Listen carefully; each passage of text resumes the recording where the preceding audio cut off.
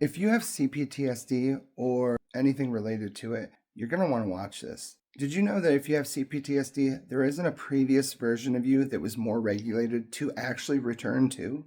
If your baseline was survival, when did it feel safe enough to exist? CPTSD isn't just PTSD with extra syllables. It's what happens when trauma isn't just a single event, but more like an environment. When danger and safety was home. You had to be hypervigilant to stay safe. Safety had to be worked for, never resting, so your nervous system never actually got a chance to develop safety. Your brain didn't just experience the trauma, it was actually like built inside of it. But if that sounds like you, remember you're not broken. You just adapted to an environment that demanded hypervigilance just to survive. Emotional dysregulation? Your brain never learned to regulate because your caregivers couldn't properly model it. Identity confusion? How are you supposed to be safe enough to explore who you might be if you were too busy surviving to develop a stable sense of self? Relationship challenges? Your attachment template was wired for inconsistency. Because in your world, either consistency was bad or consistency didn't exist at all. With most everybody with CPTSD, it isn't about returning to a previous calmer, more adapted state. That never existed.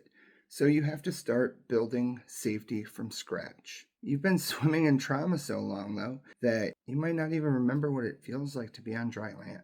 So some of the things that you attach to yourself, like my personality, that might actually be a survival adaptation, learned when you were young. What you call character defects might just have been defense mechanisms. Maybe you're just being distant because you're trying to protect yourself because you never found a version of yourself that was safe.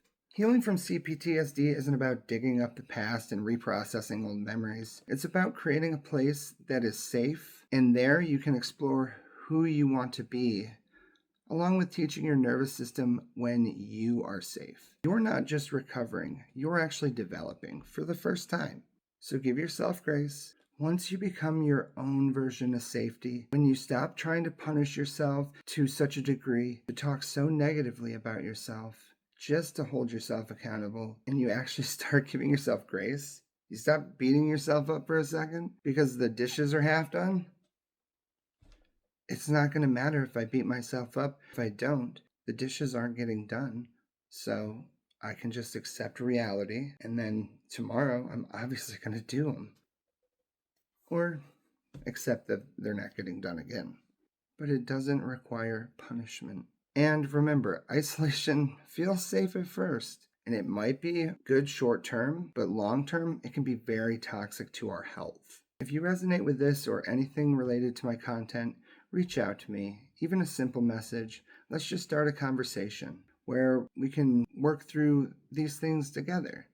I've worked with hundreds of clients who have CPTSD, ADHD, autism, ADHD, and even if you're unsure of where you are in that jumbled mess, I still offer a free 30-minute consultation to sort that out. Let's try to bring some clarity to your situation. The link should be in my bio or in the description. Best healing out there.